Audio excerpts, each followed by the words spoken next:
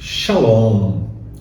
Quando olhamos para o sexto mandamento, nós vemos que ele traz para nós um sentido de valorização da vida.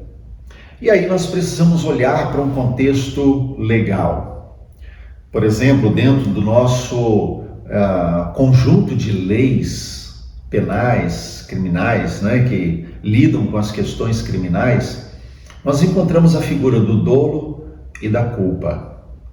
O dolo, ele significa provocar a morte ilícita intencionalmente.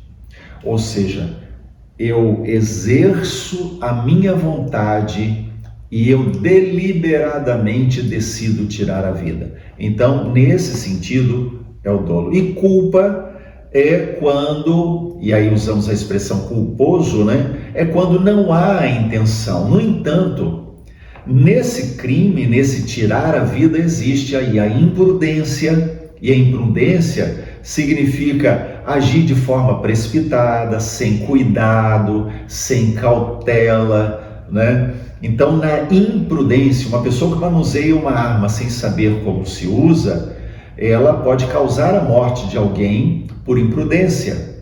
Pode ser por negligência.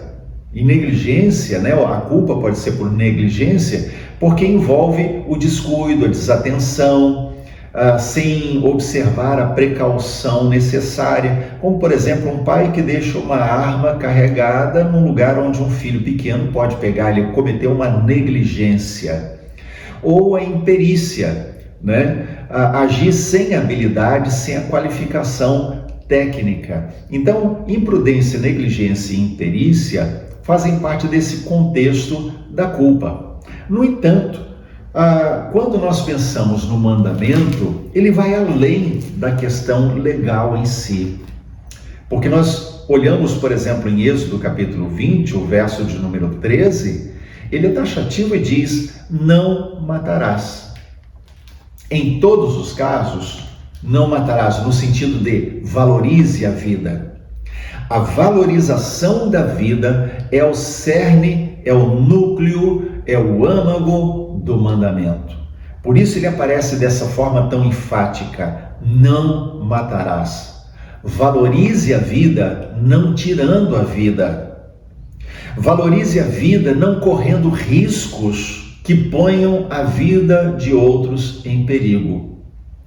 O nosso Deus é o Deus da vida, não é o Deus da morte. Por isso, ainda que muitas vezes nós vejamos situações em que a morte foi necessária, uma guerra, por exemplo, ainda que nós vejamos muitas vezes a aplicação de uma lei mais rígida que acaba tirando a vida de outra pessoa, Deus, ainda assim, é o Deus que está acima disso, porque Ele é o Deus da vida e não da morte.